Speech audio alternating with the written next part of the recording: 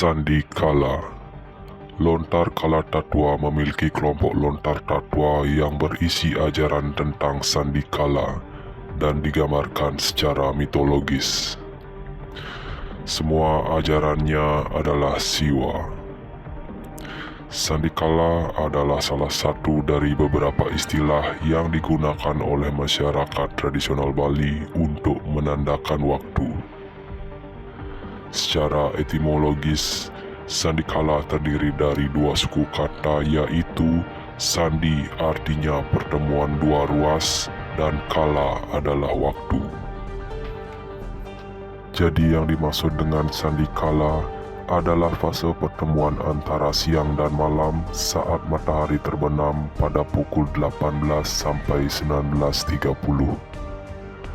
Dalam kepercayaan tradisional Bali, Sandi Kala diartikan sebagai fase peralihan dari dua dunia yang berbeda, yaitu dari alam skala atau dunia nyata, disebut juga sebagai dunia manusia, ke alam niskala atau dunia lain yang tak kasat mata, tetapi memiliki kekuatan magis yang luar biasa.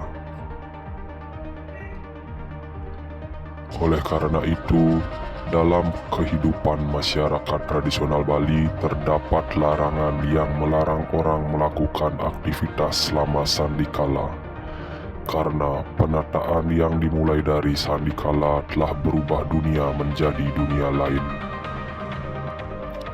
Kekuatan luar biasa yang tak terlihat dari Sandi Kala dapat mengganggu dan menyebabkan kerugian bagi kita. Salah satu buta kala yang muncul selama Sandi Kala adalah Batara Kala. Batara Kala adalah putra Dewa Siwa yang diberi penguasa waktu. Batara Kala atau buta kala lainnya sering muncul di Sandi Kala dengan tujuan untuk mencari mangsa atau memberi pengaruh buruk kepada masyarakat, sehingga dilarang keras berada di luar rumah di Sandi Kala agar kualitas buta kala tidak terlanjur masuk dan memberikan pengaruh buruk kepada kita. Jadi Sandi Kala merupakan waktu yang paling keramat akan perubahan siang menjadi malam.